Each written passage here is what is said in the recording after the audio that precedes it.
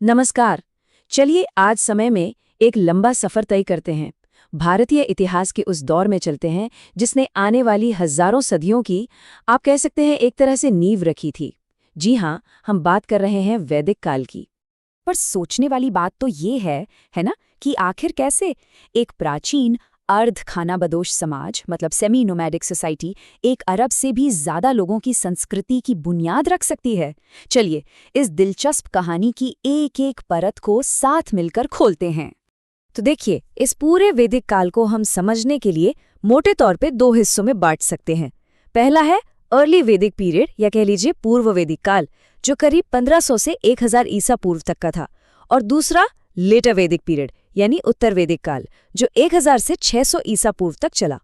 तो चलिए, हमारी ये यात्रा शुरू होती है पहले पड़ाव से, यानी पूर्व वैदिक दुनिया से। ये वो जमाना है जिसकी सबसे साफ झलक हमें मिलती है सबसे पुराने वेद ऋग्वेद में। अब सवाल ये उठता है कि हमें इस शुरुआती दौर के बारे में पता चलता कैसे है। तो देखिए, इसका जो सबसे अहम सोर्स है वो है ऋग्वेद। संस्कृत में लिखा गया ये सबसे पुराना वैदिक साहित्य है। ये एक तरह से उस जमाने के लोगों, उनके समाज और उनकी पूरी दुनिया में झांकने के लिए एक खिड़की जैसा है। अच्छा, तो ये लोग रहते कहाँ थे? इनका घर कहाँ था? तो ये लोग बसे थे सप्त सिंधु क्षेत्र में, मतलब 7 नदियों की भूमि। ये इलाका पड़ता है भारतीय उपमहाद्वीप के उत्तर पश्चिमी हिस्से में। और ये 7 नदियां कौन सी थीं? ये थीं सिंधु, वितस्ता, असिकनी, परुष्णी, विपाशा, शुतुद्री और सरस्वती। सोचिए जरा, यही नदियां उनके पूरे जीवन, उनकी पूरी संस्कृति की धुरी थीं, मतलब एकदम सेंटर में थीं। देखिए, अगर इस समाज की अर्थव्यवस्था को एक लाइन में समझना हो तो बस ये याद रखिए, दौलत सोने में नहीं बल्कि मवेशियों में मापी जाती थी। जी हाँ, गायें ही उनकी असली संपत्ति, उनकी असली शक्ति का प्रतीक थीं। और पता है सबसे दिलचस्प बात क्या है? मवेशियों का महत्व उनकी भाषा में भी साफ साफ झलकता है। जैसे राजा को कहते थे गोपति, यानी मवेशियों का स्वामी। शाम के वक्त को गोधूली कहते थे, मतलब जब गाय घर लौटती हैं। और गविष्ठी शब्द, जिसका मतलब तो गायों की खोज है, लेकिन असल में इसका मतलब होता था युद्ध, क्योंकि गायों के लिए ही तो लड़ाइयां होती थीं। अच्छा, इसी दौर में हमें वर्ण व्यवस्था की पहली झलक भी मिलती है। इसका जिक्र ऋग्वेद के पुरुष सूक्त में आता है। इसके हिसाब से समाज 4 वर्णों में बटा था: ब्राह्मण, क्षत्रिय, वैश्य और शूद्र। लेकिन यहाँ एक बहुत जरूरी बात याद रखने वाली है। शुरुआत में ये व्यवस्था जन्म पर नहीं बल्कि कर्म पर आधारित थी, और उतनी कठोर, उतनी रिजिड नहीं थी जितनी ये बाद के समय में हो गई। लेकिन फिर कहानी में एक बड़ा मोड़ आता है। करीब करीब 1000 ईसा पूर्व के आसपास एक बहुत बड़ा बदलाव आया। एक ऐसी नई टेक्नोलॉजी सामने आई जिसने, समझिए, इतिहास का रुख ही मोड़ कर रख दिया। और वो टेक्नोलॉजी थी लोहा। जी हाँ, आयरन। लौह युग की शुरुआत हो चुकी थी। अब लोहे के औजारों से घने जंगलों को साफ करना आसान हो गया। खेती के लिए और बेहतर उपकरण बनने लगे। ये सच में एक गेम चेंजर था। और इस तकनीकी बदलाव का सीधा नतीजा ये हुआ कि लोग अब पूर्व की ओर बढ़ने लगे। कहाँ? गंगा के उपजाऊ मैदानों की तरफ। और यहीं से एक बहुत बड़े जियोग्राफिकल बदलाव की शुरुआत होती है।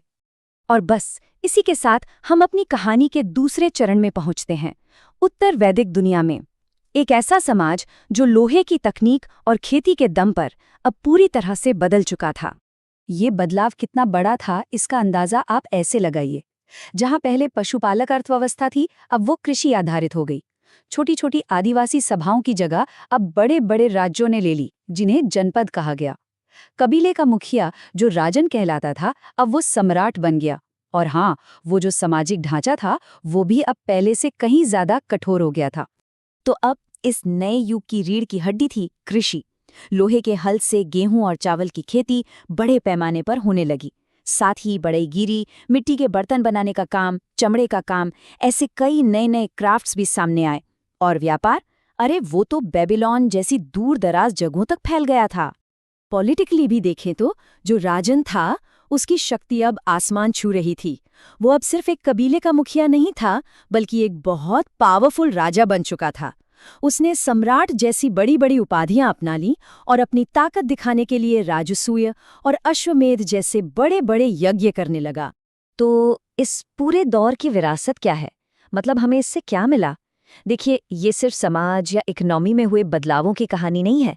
ये विचारों की दुनिया में हुई एक क्रांति भी है। एक ऐसा सफर जो हमें यज्ञ और अनुष्ठानों से लेकर गहरे दर्शन यानी फिलॉसफी तक ले जाता है।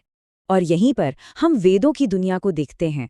ऋग्वेद जिसमें भजन हैं, सामवेद जो धुनों और गीतों की किताब है, यजुर्वेद जिसमें यज्ञों के लिए मंत्र हैं, और फिर अथर्ववेद जिसमें जादू, टोटके और इलाज से जुड़े मंत्र हैं। ये ग्रंथ ही उस दौर की आध्यात्मिक दुनिया की बुनियाद थे। पर वैदिक सोच सिर्फ यज्ञों तक ही नहीं रुकी।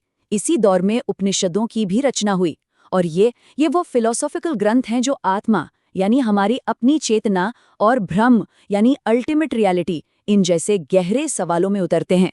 ये बाहरी कर्मकांड से हटकर अंदर की ओर आत्मचिंतन की तरफ एक बहुत बड़ा कदम था।